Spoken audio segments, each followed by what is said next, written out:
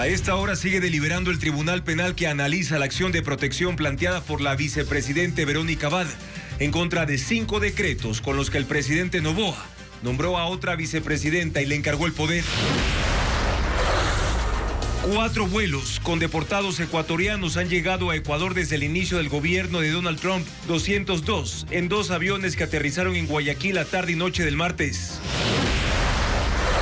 El gobierno anuncia apoyo legal para los migrantes en Estados Unidos y esto se suma a los kits de apoyo que entrega a los recién llegados.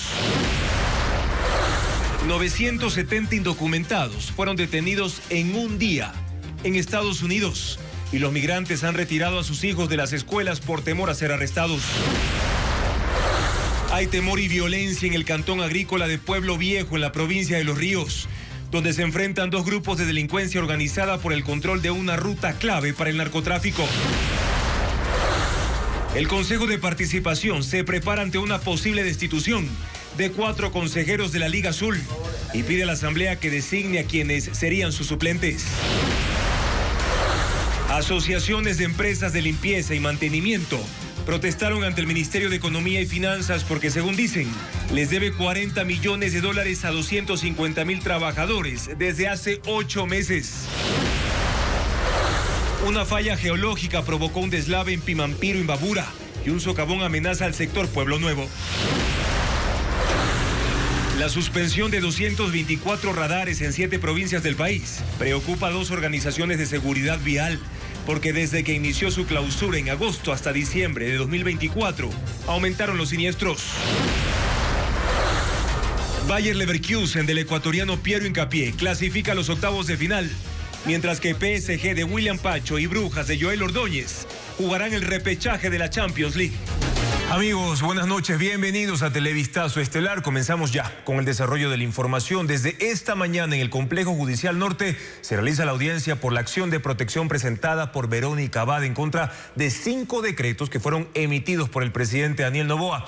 Jacqueline Rodas cubre esa diligencia. Jackie, cuéntanos si ya hay resolución del tribunal.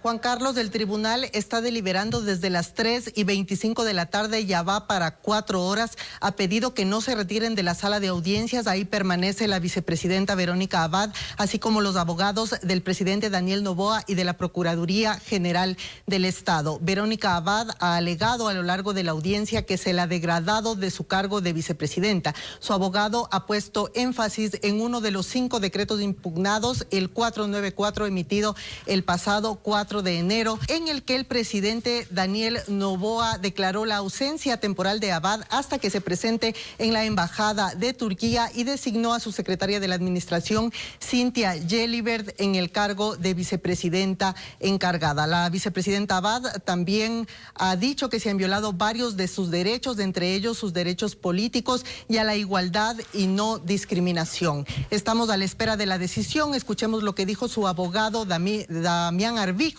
al salir al receso en el que nos encontramos en este momento.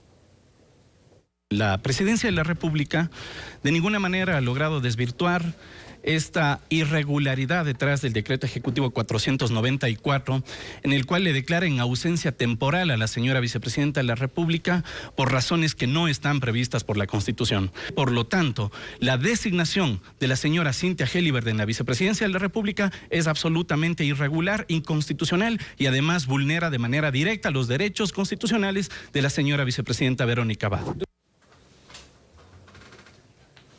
La vicepresidenta también ha pedido al tribunal que el presidente Noboa, que se ordene al presidente que le asignen funciones constitucionales. Ella dice que le han degradado porque esta consejería que se le ha designado en la embajada de Turquía tiene 3 cargos sobre ella: el ministro de la embajada, el propio embajador y la canciller. Seguimos aquí a la espera de la decisión del tribunal.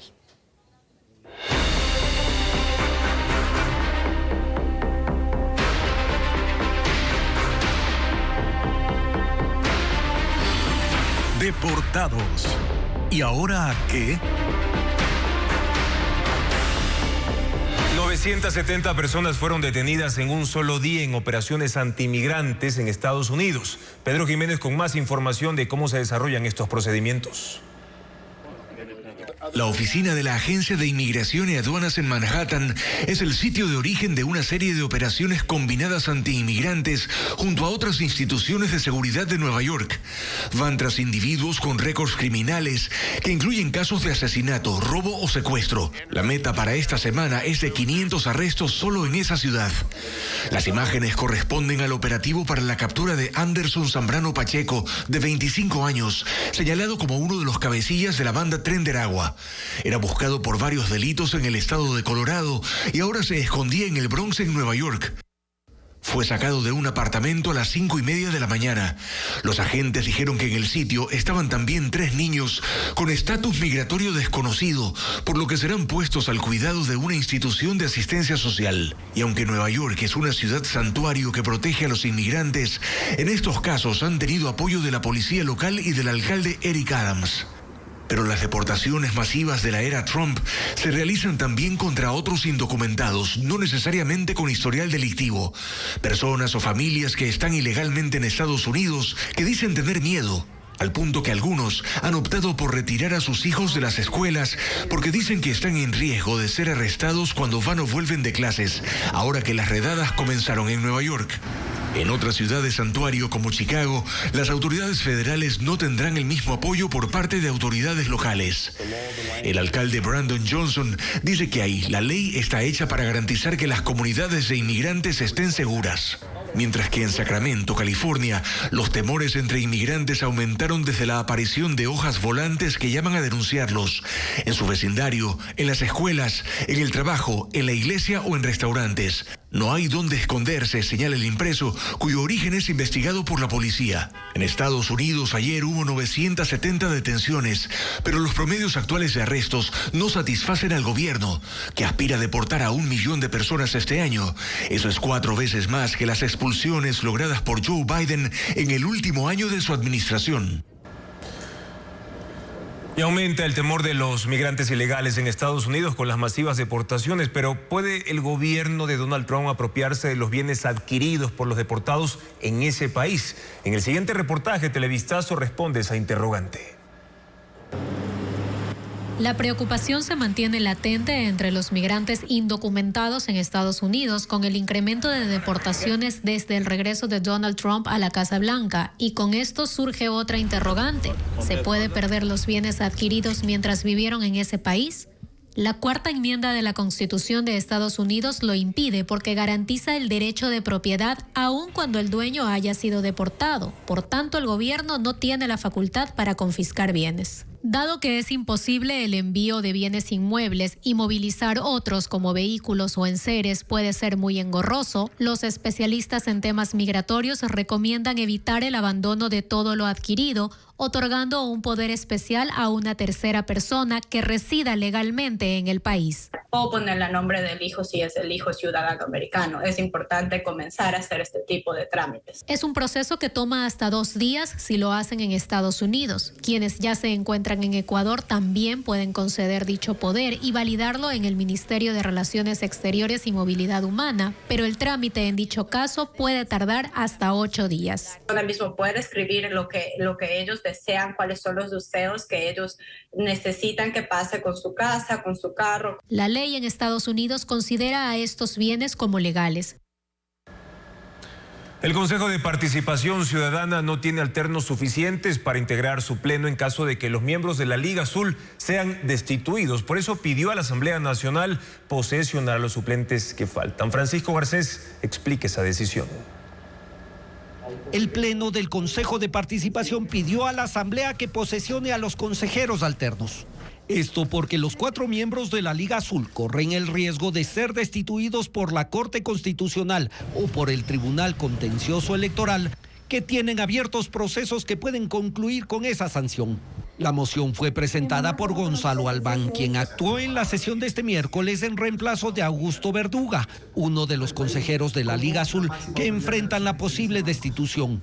Su pedido fue aprobado por los 7 integrantes del organismo. Que hasta el momento se desconoce quiénes son, porque no han sido posesionados por la Asamblea Nacional debidamente a la resolución del Consejo Nacional Electoral, para que si el día de mañana, alguno de los consejeros presentes tuviera que ausentarse, habría un suplente que cumpla ese rol.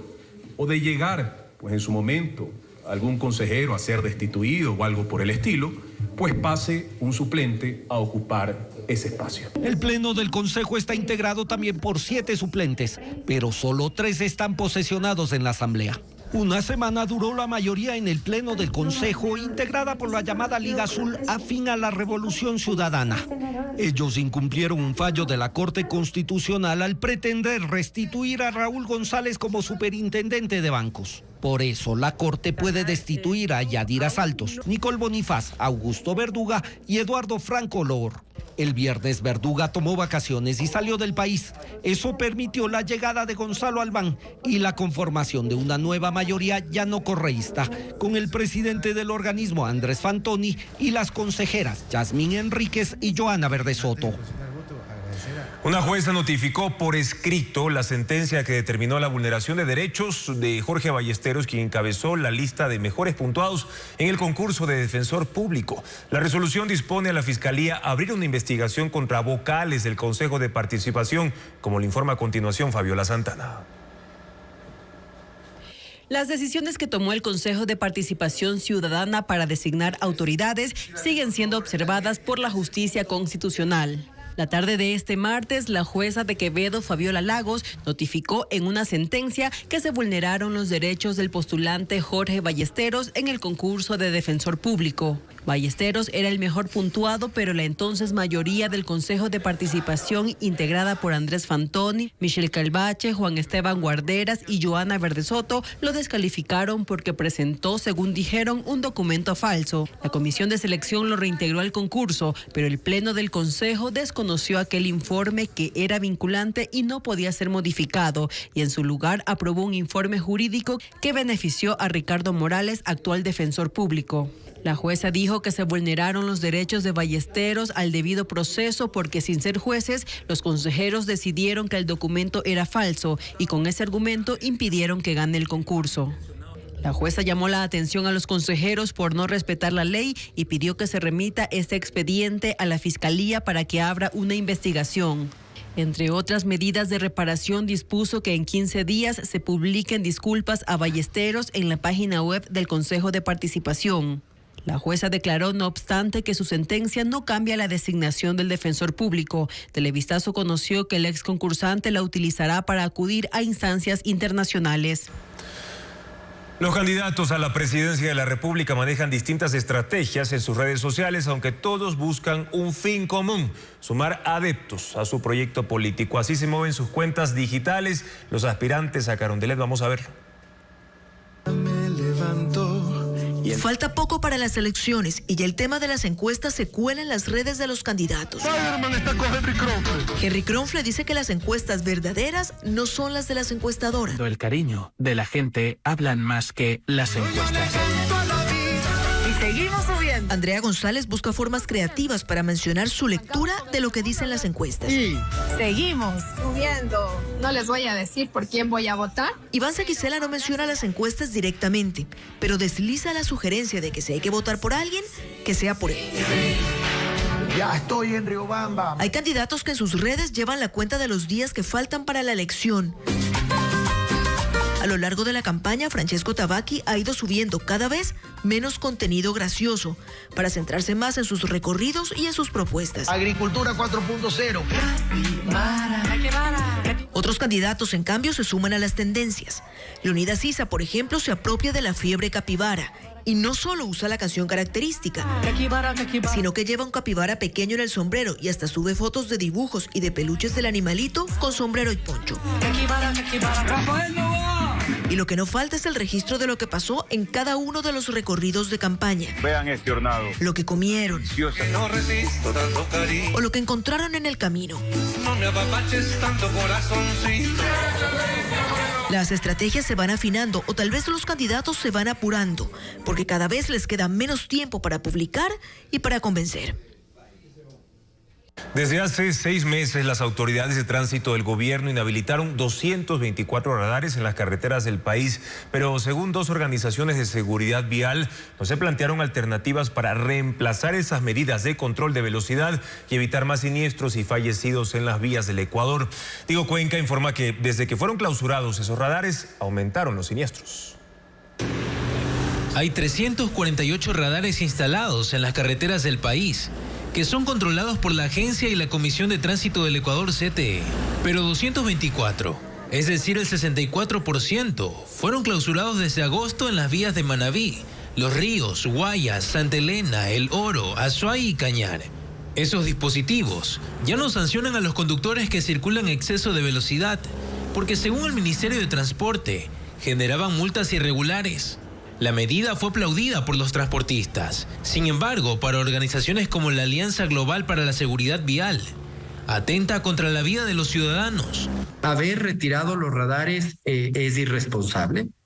Las personas que han tomado esta decisión van a tener que cargar con un problema aún mayor, definitivamente. Y si es que efectivamente había un problema con los contratos de los radares, lo responsable era mejorar las condiciones de esos radares. El problema se refleja en las cifras de la Agencia Nacional de Tránsito, ANT, pues en agosto, cuando empezaron a inhabilitar los radares, hubo 1.757 siniestros, pero hasta diciembre incrementó a 1.927 casos. Incluso los registros señalan que los fallecidos desde agosto pasaron de 173 a 245 en diciembre. Según el Programa Mundial de Seguridad Vial de Bloomberg, el problema se agrava porque desde el 6 de diciembre, la CTE suspendió los operativos de control en carreteras. O que estamos adoptando decisiones que pueden generar y seguir impulsando esta sensación de impunidad y esta falta de certeza de si yo tengo comportamientos peligrosos, no voy a tener consecuencias porque nadie me está controlando. Ni la ANT ni la CTE han definido una alternativa de control de esas infracciones, pues legalmente no han resuelto el problema con los municipios, que tienen radares sin calibrar y que generaban sanciones irregulares. El cambio de comportamiento requiere de medidas, requiere de políticas. Muchas veces esas medidas y esas políticas no son tan populares, pero definitivamente es más importante salvar la vida que la popularidad de cualquier autoridad. La CTE aseguró a Televistazo que únicamente realizan la campaña de prevención, que se llama Baja la velocidad, tu familia te espera, que se difunde por redes sociales. El sistema de compras públicas de Ecuador está paralizado desde el jueves de la semana pasada. Comunicados del Cercop afirman que se debe a un mantenimiento programado de las aplicaciones informáticas. Desde el Colegio de Profesionales en Contratación Pública lamentan la desinformación y advierten de los impactos de la interrupción. Informa Hernán Higuera. Desde el pasado jueves, el sistema oficial de contratación del Estado dejó de funcionar. Cientos de procesos de compras públicas, ejecución de contratos y pagos a proveedores están paralizados. El Cercop dijo en un escueto comunicado que el sistema informático entró en mantenimiento sin más detalles. Tampoco el Cercop ha puesto fecha para restablecer el servicio. Según el Observatorio de Transparencia en Contratación Pública, son 1.700 procesos diarios de compra con 8.600 entidades públicas contratantes. Todo eso está suspendido. Este observatorio reclama información y acción de las autoridades de control sobre las novedades que presenta el sistema de contratación.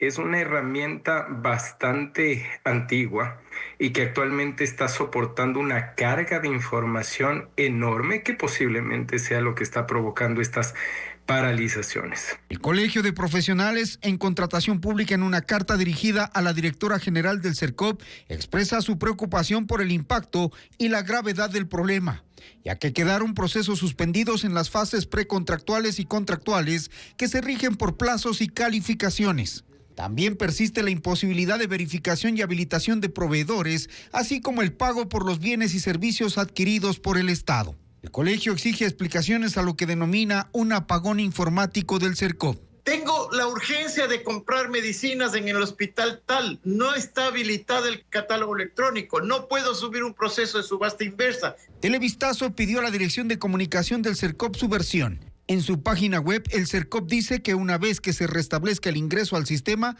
los procesos que se encuentran en curso se reprogramarán automáticamente.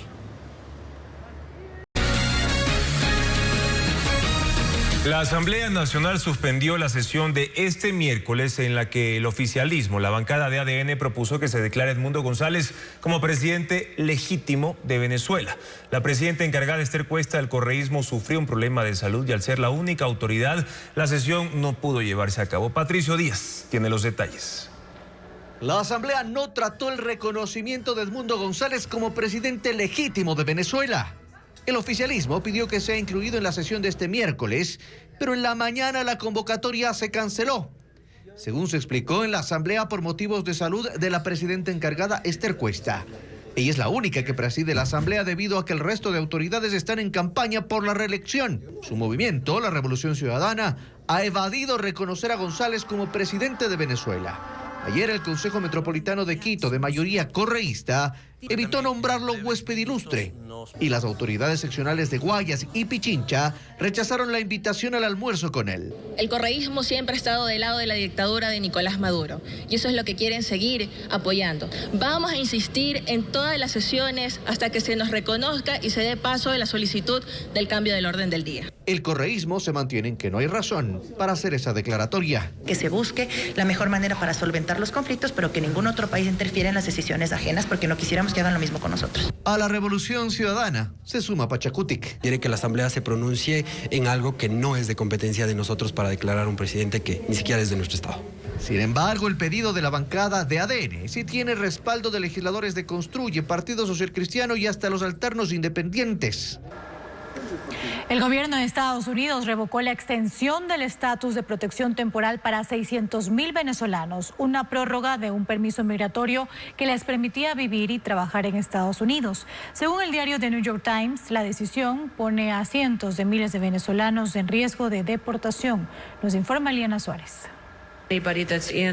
Kristi Noem, secretaria de Seguridad Nacional de los Estados Unidos, decidió revocar una extensión del estatus de protección temporal, o TPS, para 600,000 venezolanos. El diario The New York Times dice que quienes recibieron este beneficio en 2021 lo mantendrán hasta septiembre, mientras que quienes lo obtuvieron en 2023, a pesar de que Joe Biden les concedió una prórroga de 18 meses, solo lo tendrán hasta abril. Esto los dejará sin permiso legal para seguir en Estados Unidos y serán deportados. La misión del TPS era otorgar ayuda provisional para extranjeros que no pueden regresar a sus países por motivos de guerra, desastre natural u otra condición extraordinaria. El presidente Joe Biden otorgó la extensión, citando la crisis política y económica bajo el inhumano régimen de Nicolás Maduro. Y aunque el gobierno de Trump ha reconocido la grave situación en Venezuela, alega que los beneficiarios la usan para permanecer en Estados Unidos indefinidamente, cuando su objetivo primario es reducir la migración ilegal y el gasto que esto representa. Nicolás Maduro dijo este martes que su país está dispuesto a recibir a los migrantes venezolanos que sean deportados desde territorio estadounidense. El presidente de Estados Unidos, Donald Trump, pidió a Elon Musk y su empresa SpaceX que intervenga para rescatar a 2 astronautas que estaban varados en el espacio. Sonny Williams y Butch Wilmore comandaron la primera misión tripulada de la nave espacial Starliner de Boeing, que se lanzó desde Florida en junio de 2024 y se esperaba que pasaran una semana en el laboratorio orbital, pero por problemas en la cápsula, esta fue de vuelta a tierra y ellos llevan ya 7 meses en la Estación Espacial Internacional sin que haya una fecha para su retorno debido a continuos retrasos en la misión de rescate. Y continuamos hablando del presidente de Estados Unidos porque firmó una orden ejecutiva que prohíbe los procedimientos de reasignación de género en menores de 19 años, incluyendo tratamientos hormonales, bloqueadores de pubertad y cirugías de cambio de sexo. La Casa Blanca afirmó que el gobierno no va a financiar, patrocinar o apoyar la transición sexual de niños y harán cumplir las leyes que prohíban estos procedimientos que aseguran son destructivos y alteran la vida. Las agencias federales tienen un plazo de 2 meses para presentar un informe sobre el cumplimiento de la orden. El ex senador de Estados Unidos, Bob Menéndez, fue sentenciado a 11 años de cárcel por corrupción. fue acusado de recibir sobornos por cientos de miles de dólares y usar sus influencias para favorecer a grupos empresariales de Egipto y de Qatar. En julio lo declararon culpable de 16 cargos y hoy se emitió la condena. En la trama también está involucrada su esposa Nadine Menéndez, que será sentenciada en marzo. Bob Menéndez, del Partido Demócrata por New Jersey, tuvo una gran influencia política en Washington durante 18 años como miembro del Senado.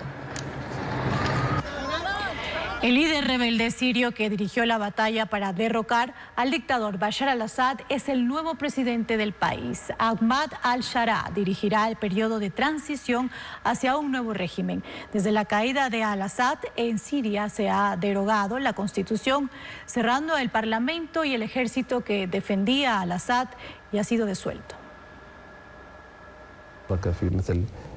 Ahmed al-Sharaa, antes conocido con su nombre de guerra Abu Mohammed al-Jolani, líder de la organización islamista que protagonizó la insurrección contra Bashar al-Assad, es el nuevo presidente del país. El anuncio lo hizo esta tarde el portavoz del Comando de Operaciones Militares de Siria. Ahora tiene el poder para formar un consejo legislativo temporal hasta que se promulgue una nueva constitución. En el plano militar, el ejército del antiguo régimen ha sido disuelto y ha llamado a combatientes de fuerzas rebeldes para integrar una nueva milicia. Se ha ordenado también la desaparición del antes poderoso Partido Socialista Baas, que estuvo vigente durante casi 80 años, al que perteneció Bashar al-Assad. Durante la guerra contra ese régimen, Ahmed al-Sharaa dirigió la organización rebelde Hayat Tahrir al-Sham, que tuvo hasta 2016 vínculos con el grupo terrorista Al-Qaeda, por lo que Estados Unidos ofrecía por él una recompensa de $10 millones, que luego fue cancelada cuando derrocó al expresidente. Mientras que hace 2 días la Unión Europea acordó levantar las sanciones impuestas a Siria, sus funcionarios e instituciones, con la condición de reimponerlas si se detectan abusos por parte del nuevo régimen. Analistas consideran que el nombramiento por ahora provisional de al-Sharaa es ante todo un mensaje claro a los otros grupos rebeldes sobre quién tiene ahora el poder militar en territorio de Siria. Una obra infantil se presentará en el Teatro de la Asociación Humboldt en Quito. Además, en Cuenca se inauguró la exposición del artista estadounidense Daniel Williams en el Museo Universitario. Estefanía Arias con la agenda cultural.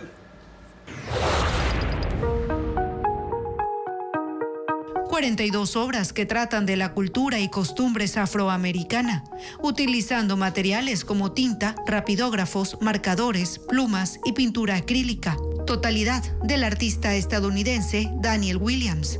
Se expone en el Museo Universitario de Cuenca en Azuay. La muestra gratuita estará abierta hasta el viernes 31, de lunes a viernes, de 9 de la mañana a 6 de la tarde. Los niños tiemblan y rompen. El artista ecuatoriano Igor Icaza se despide de los escenarios con concierto de antología. El cantante de rock y música popular se presentará en el Teatro Nacional Sucre en Quito. Hará un recorrido por más de 3 décadas de trayectoria junto a otros músicos y miembros de sus bandas. Si hay que hacer 1000 cosas. El show será este viernes 31 a las 19:30. Yo con mucho gusto las haría. Pueblo Viejo, un cantón agrícola en el corazón de los ríos, se ha convertido en uno de los territorios más violentos de Ecuador. La disputa entre 2 grupos de delincuencia organizada por el control de una ruta clave para el narcotráfico ha desencadenado una ola de violencia que aterroriza a toda la población en ese territorio. Comerciantes trabajan con miedo, escuelas interrumpen clases por balaceras y el gobierno ha desplegado una brigada militar permanente en un intento por contener en algo la violencia. El crimen organizado ha convertido a Pueblo Viejo en un territorio en disputa. Con apenas 43.961 habitantes y 336 kilómetros cuadrados de extensión, este cantón agrícola en el centro de los ríos se ha convertido en el segundo más violento del país, según su densidad poblacional. La tierra fértil que sostiene su economía con casi 7.000 hectáreas de banano contrasta con la violencia que ha puesto en jaque a sus habitantes. En las últimas 24 horas, 3 personas fueron asesinadas y 2 quedaron heridas. En lo que va del año, la cifra asciende a 15 muertes violentas y en el 2024 cerró con 94.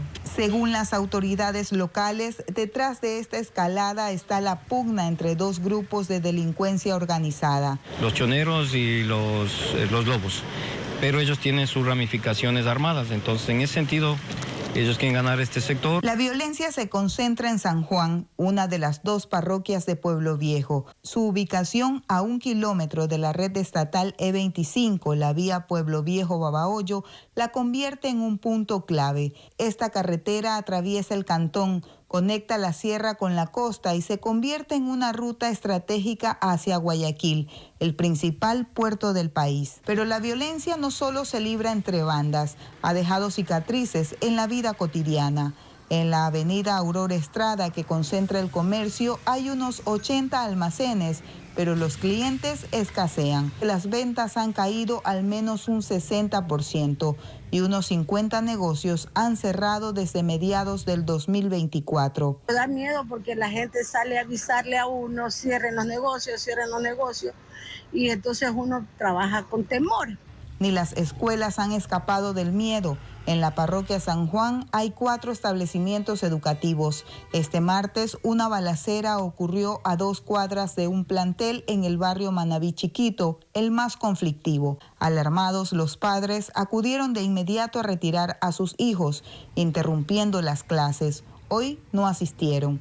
Desde esta semana, el gobierno ha destinado una brigada militar permanente para Pueblo Viejo. No ha detallado el número exacto de efectivos, pero en algunos sectores se observó 15 militares y 20 policías realizando patrullajes. Mañana Televistazo presentará por qué Naranjal se ha convertido también en el tercer cantón más violento del país según su densidad poblacional. 3 grupos de delincuencia organizada se disputan ese territorio que es parte de la ruta del narcotráfico, el contrabando, desatando así una ola de asesinatos.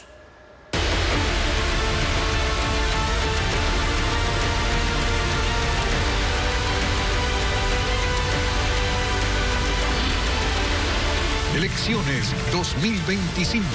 Los problemas urgentes del país que esperan al siguiente gobierno. Los candidatos presidenciales recorren mercados, pero también organizan ruedas de prensa para anunciar nuevas propuestas de gobierno en diferentes ciudades del Ecuador. Diego Cuenca describe las actividades proselitistas de las últimas horas. Henry Kronfle, candidato presidencial del Partido Social Cristiano, PSC, llegó a Cuenca en Azuay para visitar el mercado artesanal Rotary, en compañía de candidatos a asambleístas de esa provincia. Kronfle recorrió cada puesto de los comerciantes minoristas, a quienes les ofreció seguridad para sostener sus negocios. También destacó su propuesta de hacer una consulta popular para sancionar a jueces y fiscales que liberen a delincuentes. Francesco Tabaqui, candidato al movimiento Creo, arribó a Quevedo para participar en una caravana que recorrió el centro de ese cantón de Los Ríos. El candidato también caminó para conversar con ciudadanos, a quienes les describió su plan de gobierno para combatir la inseguridad. Tabaqui se trasladó a Riobamba para participar en entrevistas con radios y medios digitales. Felipe Tillería, candidato del movimiento Avanza, llegó a Guayaquil para proponer una política migratoria. Habló del Plan 8, que busca acuerdos de movilidad laboral para que los migrantes que no tienen problemas con la ley puedan ser regularizados en Estados Unidos y quienes soliciten asilo en ese país puedan esperar la resolución desde Ecuador. El candidato luego atendió entrevistas en medios de comunicación.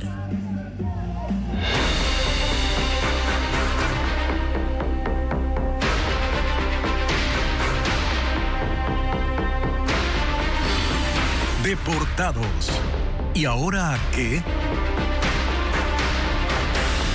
Desde los Estados Unidos arribaron hasta Guayaquil 202 migrantes ecuatorianos que fueron deportados de ese país. Como parte del protocolo que aplica el Servicio de Inmigración y Control de Aduanas, llegaron esposados durante el trayecto. El gobierno aplicó un protocolo de asistencia con varias instituciones. Lo informa Bessie Granja. 202 migrantes ecuatorianos fueron deportados desde Estados Unidos este martes. Ellos llegaron en 2 vuelos que arribaron al aeropuerto José Joaquín de Olmedo de Guayaquil. A las 14 horas llegó el primer grupo de 122 indocumentados que fueron embarcados desde la ciudad de Harlingen, en Texas. Allí fueron esposados usando una vestimenta específica como parte del protocolo que aplica el Servicio de Inmigración y Aduanas, ICE, en estos casos. Y yo venía esposado en las manos, en la barriga, como nos trataron como el perro, nos encadenaban. Algunos de los migrantes llevaban unas pocas pertenencias dentro de fundas y morrales. Todos fueron detenidos en México durante un intento de cruzar a Estados Unidos. En el caso de Santiago, permaneció durante 4 meses en centros de detención a la espera de ser repatriado. Bueno, por uno pagan todos, ¿no? No todos vamos con esa mentalidad de... Yo iba con la mentalidad de trabajar, sacar adelante a mi familia. ¿De qué ciudad? De Quito. Nos trataron como delincuentes. Esta mujer de 58 años también fue deportada en ese vuelo. Viajó con sus 2 nietas de 14 y 15 años y se entregaron en la frontera con México a la patrulla fronteriza. No fue posible porque me dijo que yo no estaba apta para un asilo. A las 7 de la noche otro vuelo arribó.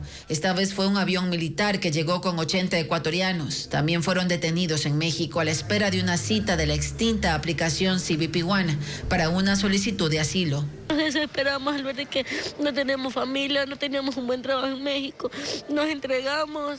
Una brigada integrada por algunos ministerios y la Cancillería recogió los datos de los migrantes y aplicaron su protocolo de asistencia, que consiste en atención médica y psicológica y la entrega de una ayuda económica para su retorno a las ciudades de origen. Y precisamente la Cancillería implementó un plan de asistencia para ecuatorianos que viven en Estados Unidos y deportados también. Contempla el fortalecimiento del servicio consular, también asesoría legal gratuita y la entrega de kits de ayuda. Adriana Bermeo en el siguiente reportaje explica cómo funciona este proyecto. La tarde de este miércoles, la Cancillería publicó un plan de asistencia para ecuatorianos deportados y para aquellos que viven en Estados Unidos en situación irregular. La iniciativa busca mitigar, según el gobierno, el impacto de las medidas migratorias adoptadas por Donald Trump y facilitar el proceso de retorno. Para quienes están en Estados Unidos, el plan incluye asesoría legal gratuita en las 12 oficinas consulares, jornadas extendidas de atención en esas oficinas, ampliación de los horarios de servicio de líneas de emergencia. Se dará asistencia ininterrumpidamente de lunes a domingo en WhatsApp, redes sociales y el chatbot de la página web de Cancillería. A los ecuatorianos deportados se ofrecerá servicios médicos y asistencia psicológica a su llegada, entrega de kits con implementos personales y dinero para su movilización, y bonos para personas de grupos vulnerables. La Cancillería asegura que la atención a los migrantes deportados será personalizada. El plan prevé, según se lee, la implementación de mecanismos para promover su inclusión económica y social con oportunidades productivas, capacitación y créditos. Esos posibles beneficios se detallan en el catálogo titulado Aquí hay futuro, un documento de 122 páginas que resume los proyectos que ya son ejecutados por el gobierno, entre otros, ferias de emprendimientos, ruedas de negocios, créditos para vivienda, capacitaciones para el sector agrícola y préstamos quirografarios del IES. Representantes de organizaciones de la economía popular y solidaria analizan la suspensión de servicios por la falta de pago del gobierno. Se trata de asociaciones que brindan limpieza, mantenimiento, entre otros servicios a entidades gubernamentales y que dicen no recibir pagos desde hace 8 meses. Carla Delgado informa que esta tarde protestaron en Quito. Es la segunda vez en menos de una semana que protestan frente al Ministerio de Finanzas en el norte de Quito. Son representantes del sector de la economía popular y solidaria, asociaciones que prestan servicios de limpieza, textiles, construcción, alimentación, mantenimiento a hospitales y entidades estatales. Y aseguran que 250,000 trabajadores no han recibido sueldos desde hace 8 meses. Esta vez volvieron a cerrar durante 1 hora la Amazonas, una de las principales avenidas del norte de la capital. Más temprano, representantes de 6 provincias hablaron con la prensa. Lucía Calderón, presidenta de la Cámara de Economía Popular y Solidaria, dijo que la deuda sobrepasa los $40 millones. Solamente con lo que tiene que ver el sector de limpieza, $30 millones. Ellos resolvieron mantener las movilizaciones y no descartan suspender los servicios de escala nacional desde la próxima semana. qué puede suceder con los productos y servicios que nosotros estamos dando. El analizar la suspensión de productos y servicios también, qué implicaciones tendría y en qué medida afectaría al Estado, que no queremos afectarlo, pero obviamente ya nosotros estamos quebrados totalmente. El Ministerio de Finanzas no se ha pronunciado sobre este tema. La tierra se parte en Pimampiro, en la zona de Yuquín. Un deslizamiento de tierra acabó con 2 hectáreas de cultivos frutales. Las autoridades ahora investigan esas causas y Hernán Higuera viajó hasta ese cantón de la provincia de Imbabura. Ha preparado un informe. Desde el pasado viernes hay temor y alerta en Pueblo Nuevo, cerca a Pimampiro, en Imbabura. Este es el momento en que un pedazo de montaña en el sector conocido como Yuquín se vino abajo. Los vecinos con celular en mano registraban las actividades agrícolas en la zona y lograron captar el momento del deslizamiento. Unas 200 plantas de aguacate y 100 de mandarina terminaron en el barranco. Lelio Chicaiza era el propietario de las 2 hectáreas de cultivo perdidas. Él dice que hace 2 meses apareció una grieta en su terreno, que dio aviso a las autoridades locales porque se advertía una fuga del sistema de agua potable, pero no fue escuchado. Sabemos que los agricultores, los del campo, somos siempre un poquito más olvidados, que no nos prestan atención. Este agricultor y su familia, a más de perder el terreno heredado hace 40 años, ha quedado endeudado en $10,000 prestados a una entidad financiera. Además, su vivienda está en una zona de riesgo y los bomberos le han pedido evacuar. Nos dicen que es zona de riesgo y no tenemos dónde. Entonces, de esa razón, quisiera que nos ayuden a dónde salir. Y con el paso de los días, las grietas son cada vez más grandes, así como el riesgo para alrededor de 60 personas que viven en la comunidad de Pueblo Nuevo. Durante el día la gente pasa en el campo y saben el peligro al que están expuestos. Esperan la llegada de un nuevo deslave porque la tierra y las piedras no dejan de caer. El desastre les ha quitado hasta el sueño. Estas grietas estaban como unos 50 centímetros. Ahorita ya tenemos ya una profundidad casi de 2 metros. Entonces ya las autoridades nos prohibieron el ingreso a, tal vez a coger alguna fruta que quede, ¿no? Las autoridades de Pimampiro tienen un informe técnico que aún no determina si la causa del deslizamiento es una filtración de agua o se debe al movimiento rocoso de una falla geológica donde se asientan estos terrenos. La Secretaría de Riesgos ya ha sido alertada del peligro. DeepSeek es la inteligencia artificial china que desafía a las empresas tecnológicas estadounidenses. Fue lanzada hace apenas 8 días y ha sorprendido por su potencial. La innovadora herramienta reemplazará a ChatGPT. La respuesta en la siguiente nota. DeepSeek es la competencia china al ChatGPT de inteligencia artificial de Estados Unidos. DeepSeek significa búsqueda profunda. Está diseñada para realizar tareas complejas. Televistazo le consultó sobre su funcionamiento y respondió que su capacidad para comprender, generar y mejorar textos la convierte en una herramienta valiosa para traducir, crear código y generar contenido. Por ejemplo, puede crear juegos a partir de diferentes lenguajes de codificación. Da explicaciones visuales de problemas o teoremas matemáticos. Puede resumir un libro, ensayo o artículo en pocos segundos, incluso si está en PDF. Puede incluir una introducción, desarrollo o conclusión en su respuesta. Tiene mayor capacidad de diseño que ChatGPT. Por ejemplo, si se le pide crear un diseño geométrico, proporciona una respuesta más creativa. Su tecnología es de código abierto, es decir, que cualquier persona puede examinarla, modificarla y desarrollarla en función de sus necesidades, algo que ha generado impacto en la comunidad de desarrolladores por su eficiencia y bajo costo. El modelo que se está descargando es el llamado R1, lanzado el 20 de enero, luego de ser entrenada durante 55 días, según la empresa china. La inversión fue de $6 millones. DeepSeek se ha situado en el primer puesto de las listas de descargas gratuitas en la tienda de aplicaciones, tanto en China como en Estados Unidos.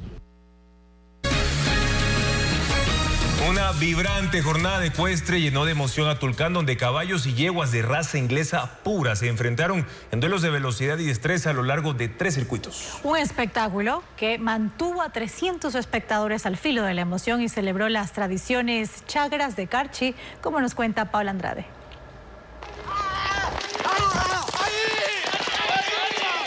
En las praderas de Julio Andrade en Tulcán, el silencio se dio al retumbar de los galopes y al crujir de la tierra. 12 caballos y yeguas de raza inglesa pura se enfrentaron en duelos que mezclaron velocidad, precisión y destreza. Fueron 3 circuitos de 400, 500 y 600 metros, donde los competidores alcanzaron velocidades de hasta 100 kilómetros por hora. Antes de iniciar, los jockeys ajustaron las correas de las sillas de montar y retiraron las vendas protectoras de las patas de sus corceles. Se equiparon con cascos, pecheras y la imprescindible fusta para controlarlos, conscientes de que en la pista debían lograr una sinergia perfecta. Cuando arrancaron, cada galope intensificó la emoción. Uno de los más rápidos fue Zaino, el corcel de Alexander Kelal, quien se enfrentó a la yegua doctora de Darwin Rojas. En apenas 20 segundos, Zaino se llevó la victoria en el trayecto de 400 metros.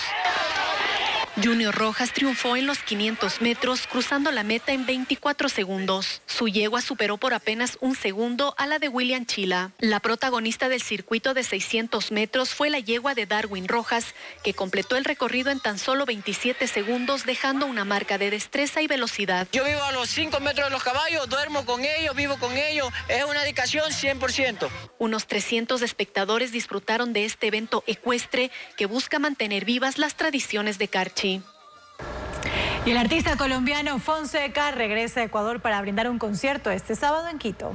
Además, la actriz Demi Moore se reunió con sus ex compañeras de la película Los Ángeles de Charlie, Cameron Díaz, Drew Barrymore y Lucy Liu, para celebrar su primera nominación a los premios Oscar por el filme La Sustancia. Fonseca regresa al Ecuador para un concierto. Será el sábado 1 de febrero en Quito, en el Coliseo Rumiñahui, como parte de su gira Tropicalia Tour. Cantará los temas de su último disco, entre ellos Con Dinero y Sin Dinero con el grupo Nietzsche, Pedacito de Playa, Si Tú Me Quieres, junto a Juan Luis Guerra, canciones a ritmo de cumbia, vallenato y pop. Demi Moore se reunió con sus ex compañeras de la película Los Ángeles de Charlie, Cameron Díaz, Drew Barrymore y Lucy Liu, para celebrar su nominación a los premios Oscar. En una entrevista para Vanity Fair, habló sobre su actuación en el filme La Sustancia. Dijeron que están orgullosas de ella, que su personaje muestra el impacto psicológico de las presiones sociales sobre la belleza y el envejecimiento.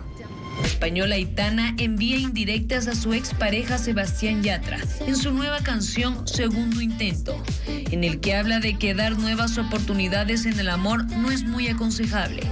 Está nominada en los premios Lo Nuestro, que serán el 20 de febrero en Miami.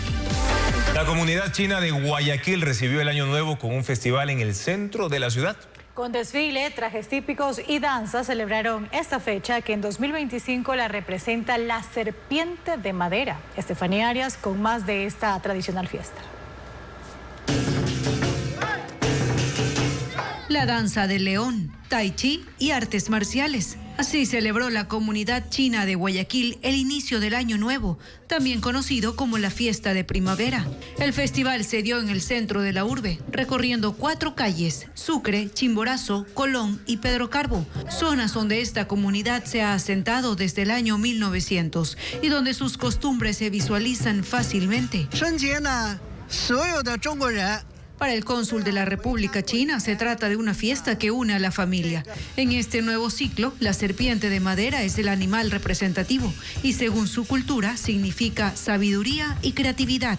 Ahí el porqué con trajes tradicionales de color rojo y amarillo, más otros adornos vistosos, danzaban frente a los negocios de propietarios chinos, una forma de llevarles un cambio de energía. Así, Ecuador fue parte de los países que celebraron el Año Nuevo chino en el mundo. Así es, porque China celebró el inicio del Año Nuevo lunar con un impresionante evento televisivo que fusionó danzas tradicionales con espectáculos futuristas. Se trató de la gala del Festival de Primavera, el programa con el récord mundial de espectadores. Estamos hablando más de 1.000 millones de personas. Merly González nos presenta las imágenes a continuación. La gala del Festival de Primavera es el evento televisivo por el Año Nuevo lunar y es el espectáculo más esperado en China. Centenares de artistas participaron en el show que duró 4 horas, fusionando representaciones culturales ancestrales con un despliegue de tecnología.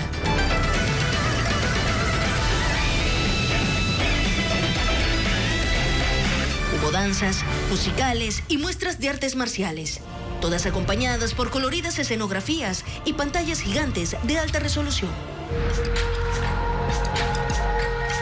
Uno de los momentos más impresionantes fue cuando un grupo de robots, acompañados por artistas humanas, bailaron en perfecta sincronía. Realizaron danzas tradicionales, incluyendo el giro del pañuelo, un movimiento característico del folclore chino que requiere gran habilidad. El show también contó con artistas extranjeros, entre ellos el grupo One Republic.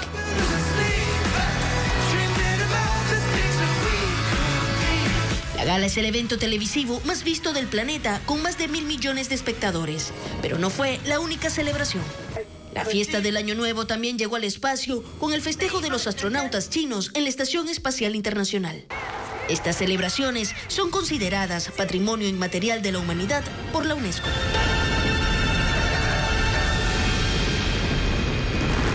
Con estas impresionantes imágenes despedimos Televistazo Estelar. Gracias por su sintonía y confianza, amigos. ¿Qué debe hacer de forma urgente el próximo presidente para evitar que vuelvan los apagones? Mañana en Contacto Directo lo analizará Ben Ceballos, consultor energético.